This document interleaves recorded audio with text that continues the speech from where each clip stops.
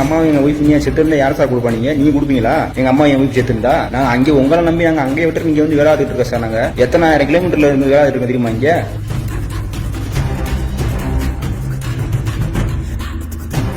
எங்க அம்மாவையும் ஒய்ஃபையும் 6 பேர் அடிச்சிருக்காங்க சார். இதை யாரு கேப்பா? நீங்க தான் கேட்கணும்னு கண்ணீர் மல்க வீடியோ பதிவிட்ட ராணுவ வீரர். எங்க அம்மா ரொம்ப சீரியஸா இருக்கு, எனக்கு அதனால அழுகே வருது எனக்கு.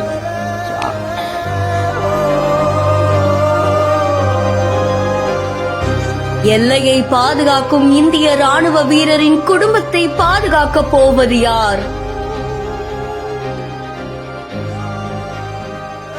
மாவட்டம் ஏனாய் கிராமத்திலிருந்து முரளிஜீவன் பேசுறேன் சார். நான் வந்து 2020 இந்திய ராணுவத்தில் வேலை பார்த்துட்டு இருக்கேன். இப்போ வந்து 7ஆம் தேதி நைட்டு வந்து எங்க அம்மாவும் எங்க ஒய்ஃபும் வீட்டில் தனியா இருக்கையில ஏனாய் கிராமத்தில் வந்து எங்க அப்பாவோட அண்ணன் ராமச்சந்திரன் அவர் குடும்பத்தோட வந்து இங்க ராமேஸ்வரத்துல வந்து இங்க வந்து எங்க வீட்டில் வந்து என் ஒய்ஃபு எங்க அம்மா 2 பேர்த்தையும் அடிச்சு போட்டுருக்காங்க. அடிச்சு போட எங்க அம்மா என் ஒய்ஃப் ரொம்ப எங்க அம்மா வந்து ரொம்ப சீரியஸ் இருக்காங்க. சீரியஸ் வந்து முகத்துவாஸ் வந்து ராமநாடு ஷிஃப்ட் பண்ணிட்டாங்க. இப்போ வந்து அவங்க 6 பேர் ராமேஸ்வரத்துல வந்து இங்க வந்து எங்களை அடிச்சு போட்டதுக்கு அவங்க மேல இது வரைக்கும் எந்த நடவடிக்கை எடுக்கல, யாருமே கைது பண்ணல. 7ஆம் தேதி ஆச்சு, இதோட இன்னைக்கு 11ஆம் தேதி ஆயிடுச்சு, 4 நாள் ஆயிடுச்சு, இன்னும் யாருமே கைது பண்ணல. அவங்க இதுக்கெல்லாம் காரணம் வந்து ராமச்சந்திரன். மொத்தம் 6 பேர். ராமச்சந்திரன், அவ மகன் பார்த்திபன், அவ மருமைய தட்சிணாமூர்த்தி, கிளவி, அவ மகன் ஈஸ்வரி, இன்னொரு மகன் கணேசன், 6 பேர் வந்து அடிச்சிருக்காங்க.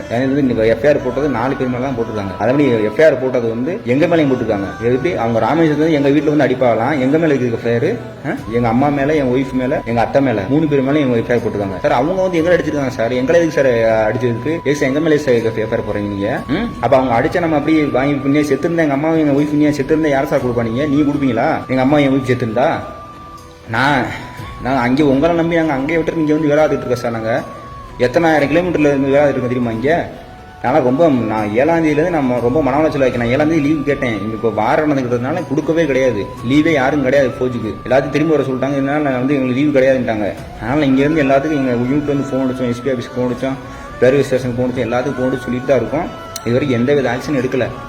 இது வந்து எந்த விதமான ஆக்ஷன் எடுக்கல. இது எனக்கு மன நிறைவாக கிடையாது சார். இங்கே இதுக்கு வந்து முதலமைச்சர் ஐயா நீங்கள் தான் எப்படியாவது எங்கள் குடும்பத்துக்கு நல்ல இதுக்கு எஸ்பி சார், டிஏஜி சார் நீங்கள் தான் எதாவது பண்ணி எல்லாத்தையும் பிடிச்சி நாங்கள் பாருங்கள். நீங்கள் தான் எப்படியாவது எனக்கு நல்ல இது நல்ல நீதியை வழங்கணுமையா. நான் எங்களால் இங்கே வர முடியாது. நான் இப்போ ரொம்ப நாள் ஆகும் நாங்கள் வர்றதுக்கு. இங்கே லீவு யாருமே கிடையாது. நீங்கள் தான் எப்படியாவது நல்ல நடவடிக்கை எடுக்கணும். அது தலைமையிடம் கேட்டுக்கிறேன். இவர் வீடியோ வெளியிட நிலையில 6 பேர் மீது எஃப்ஐஆர் பதியப்பட்டிருக்கிறதா போலீசார் தெரிவிச்சிருக்காங்க.